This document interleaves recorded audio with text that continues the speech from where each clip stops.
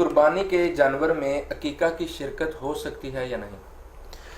قربانی کا جو جانور ہے اونٹ ہے، جی گائے ہے، جی اس میں 7 آدمی شریک ہو سکتے ہیں، جیسا کہ حدیث پاک میں آتا ہے البقرۃ عن 7 والجزور عن 7، کہ گائے 7 آدمیوں کی طرف سے ہے اور اونٹ 7 آدمیوں کی طرف سے ہے۔ اب ایک آدمی تو ٹھیک ہے اس میں شامل ہوا، باقی 6 کیسے شامل ہوئے؟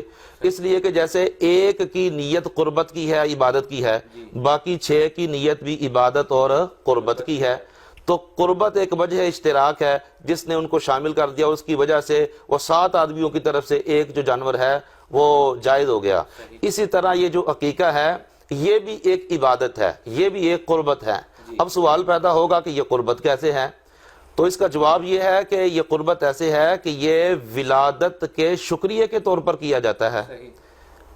اب ولادت کا جو شکر ہے جی یہ اللہ تعالیٰ کی عبادت ہے، جی کہ اللہ تعالیٰ فرماتا ہے وَاشْكُرُونِي وَلَا تَكْفُرُونَ، تم میرا شکریہ ادا کرو نہ شکری نہ کرو، لَإِن شَكَرْتُمْ لَأَزِيدَنَّكُمْ وَلَإِن كَفَرْتُمْ إِنَّ عَذَابِي لَشَدِيدٌ، اگر تم شکر ادا کرو گے تو میں اور زیادہ نعمت دے دوں گا، اور اگر تم نے نہ شکری کرو گے تو میرا عذاب بڑا سخت ہے۔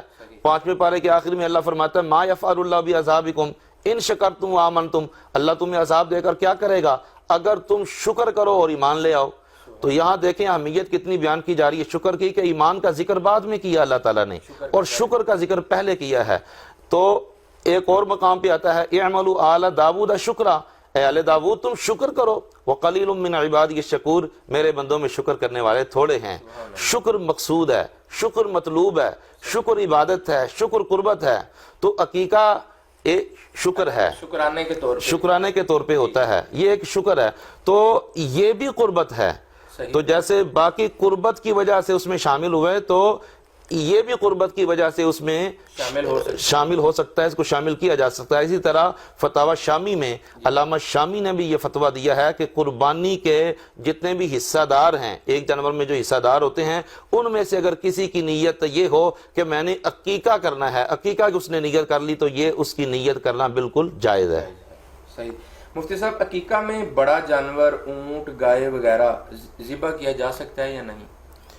لوگوں میں تو عام لوگوں میں تو یہی مشہور ہے کہ ایک جان ضروری ہے، لیکن یہ بات ٹھیک نہیں ہے، کیونکہ حضرت انس بن مالک رضی اللہ تعالی عنہ ان کے بارے میں آتا ہے، اور یہ جو حدیث پاک ہے یہ مصنف ابن ابی شیبہ میں بھی موجود ہے، اور اسی طرح یہ طبرانی میں بھی موجود ہے، اور مجمع الزوائد میں امام حیثمی نے اس حدیث پاک کو ذکر کر کے کہا کہ اس کو امام طبرانی نے معجم کبیر میں روایت کیا، اور اس کے راوی ثقہ ہیں، معتبر ہیں۔ اب وہ حدیث کیا ہے؟ حضرت قتادہ رضی اللہ تعالی عنہ وہ بیان کرتے ہیں کہ حضرت انس رضی اللہ تعالی عنہ کانا یعق عن بنیہ الجزورہ، کہ حضرت انس بن مالک رضی اللہ تعالی عنہ اپنے بیٹوں کی طرف سے عقیقے کے طور پر اونٹ کو ذبح کیا کرتے تھے۔ اب یہ نہیں ہے اس حدیث میں کہ حضرت انس بن مالک نے اونٹ کو ذبح کیا عقیقے کے طور پر، ان کا معمول بیان کیا ہے کانا یوکو، یہ ماضی استمراری ہے جو دوام پر اور استمرار پر دلالت کرتی ہے کہ ان کا معمول یہ تھا زندگی کا کہ وہ اپنی اولاد کی طرف سے اونٹ کو بطور عقیقہ ذبح کیا کرتے تھے۔ اس سے یہ معلوم ہوتا ہے کہ جو بڑا جانور ہے وہ عقیقے کے طور پر ذبح کرنا یہ تو صحابہ کی سنت ہے۔ مفتی صاحب ایک اونٹ یا ایک گائے میں کتنے عقیقے ہو سکتے ہیں؟ علی وجہ الکمال اگر عقیقہ کریں جی کامل عقیقہ تو اس میں 4 عقیقے ہو سکتے ہیں، 3 بیٹوں کے اور 1 بیٹی کا۔ اس طرح کے 2 حصے 3 بیٹوں کے ہوں گے اور 1 حصہ بیٹی کا ہوگا۔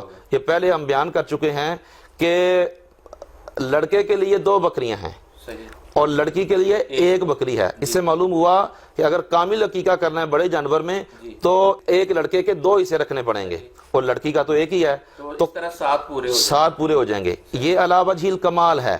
اگر ہم اس کو علی وجہ الکفایت کریں تو پھر بھی درست ہے۔ وہ کیسے؟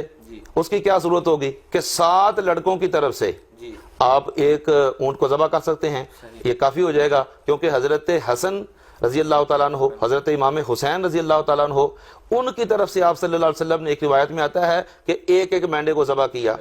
اب اس کو میں مزید کھولتا ہوں، ایک حدیث آپ کی خدمت پیش کرتا ہوں۔ حضرت امام طحاوی ان کی کتاب ہے شدہ معانی الاثار اور مشکل الاثار، اس کے اندر انہوں نے ایک حدیث پاک ذکر کی ہے. ایک صحابی حضور علیہ الصلوۃ والسلام کی بارگاہ میں آئے, انہوں نے عرض کیا یا رسول اللہ صلی اللہ علیہ وسلم میرا ایک اونٹ تھا وہ گم ہو گیا ہے اور میں نے اپنے اوپر لازم کیا ہوا تھا, میرے اوپر وہ لازم تھا, انہوں نے منت مانی ہوگی, تو اب وہ اونٹ گم ہو گیا, میں کیا کروں؟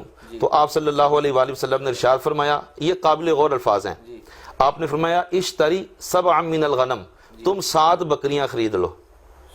تو یہ 7 بکریاں نبی پاک صلی اللہ علیہ وآلہ وسلم نے ایک اونٹ کے برابر قرار دی ہیں.